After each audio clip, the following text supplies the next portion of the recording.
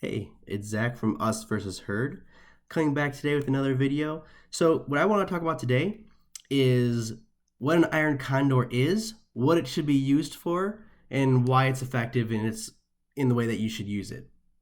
So I want to basically simplify the definition and show you what it actually looks like. I feel like when you're learning what these terms are, an iron condor can sound like something crazy and you have no idea what it is.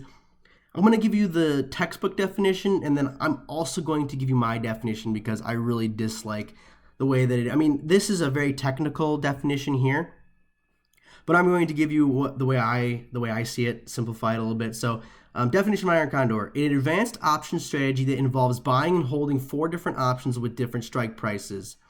The iron condor is constructed by holding a long and short position in 2 different strangle strategies. A strangle is created by buying or selling a call option and a put option with different strike prices, but with the same expiration date. The potential for profit or loss is limited in the strategy because an offsetting strangle is positioned around the 2 options that make up the strangle at the middle strike prices. Okay, so that's the textbook definition. So basically, what I want to describe it as is a little simpler. So I'm going to show you what it looks like. For example, I'm going to go to Priceline. So what an iron condor is comprised of is 4 different options. So there's 2 sides of it. So there's the put side where you sell puts. So I like to sell iron condors. I don't like to buy premium. So I'm going to sell iron condors. That means you're going to have the bottom and the top. The bottom are the puts and the top are the calls. So on any iron condor, there's what you call the wings. The wings on the left are going to be the puts. The wings on the right are going to be the calls. So for example, if I want to put an iron condor on here, I'm going to find an iron condor and go. So as you can see here, there are wings on the right side,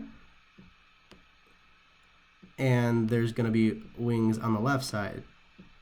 So I'm going to put these out just to make them so we can get them. Okay, so what is an iron condor? An iron condor is when you sell 2 different verticals. So you sell short put verticals and you sell short call verticals as well.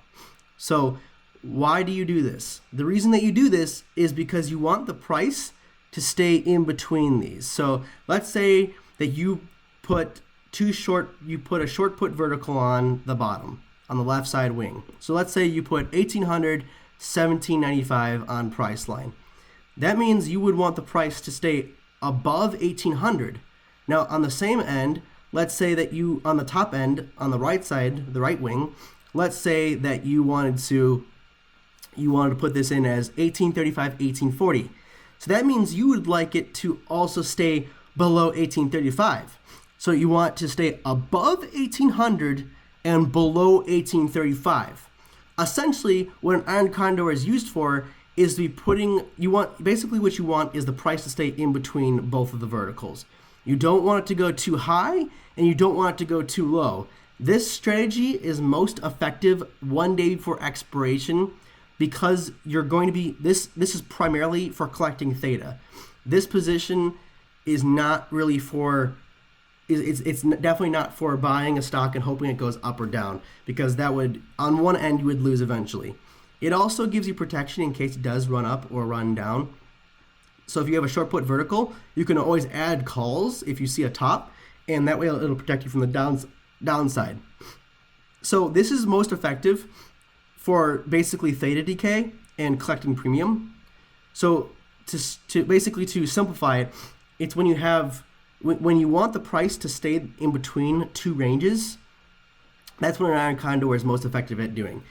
You want it to stay above 1800 but below 1835. And now this is just an example range. It's not really I'm not actually looking at this trade at all for any real reason. I'm just showing you the mechanics of an iron condor.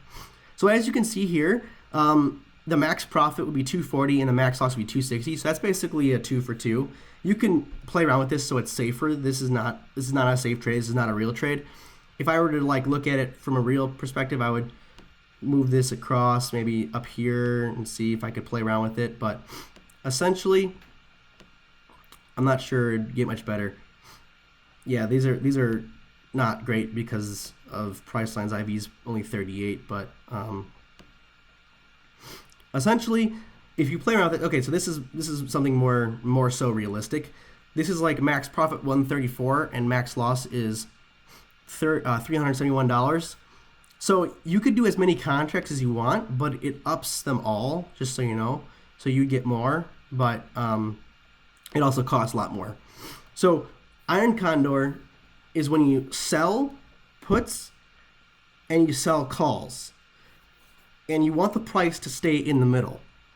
Basically, what the most effective way I find doing an Iron Condor is doing either a short. So if the stock is going, if I think the stock is going to go up, I'll put short put vertical on, and then if it starts to go down later and it finds a top, I'll then go into here and add a top. I'll go. This is kind of weird. Let's try that again. Priceline's or Tastyworks is being a little glitchy right now. Usually there's a top piece. Not sure why it's doing that. Let's go back to short put. Okay, so as you can see, the short call on Tastyworks isn't working. A little bit of a glitch right now. I'll probably have to call in later and let them know. So basically you'll see this. I like to put a bottom on first, and then afterwards I'll add the top. So if I go back to Iron Condor, the top piece are the calls over here on the left, and on the right, and on the left is the bottom piece. So essentially, you want the price to stay right in the middle, and that's what an Iron Condor is most effective for. This is just a bunch of technical terms here that doesn't necessarily allow you to understand how to use it and when to use it and why you would use it or why it's effective. This is just giving you the textbook definition. So I hope you guys learned something from this video. If you did learn something, please like and comment and subscribe to our channel. We do come up with content quite often, so we're trying to teach you guys as much as we know and trying to simplify trading options for you guys. So do leave the comment and like and subscribe, and we'll see you guys next time. Just remember, it's always us versus herd, so join us.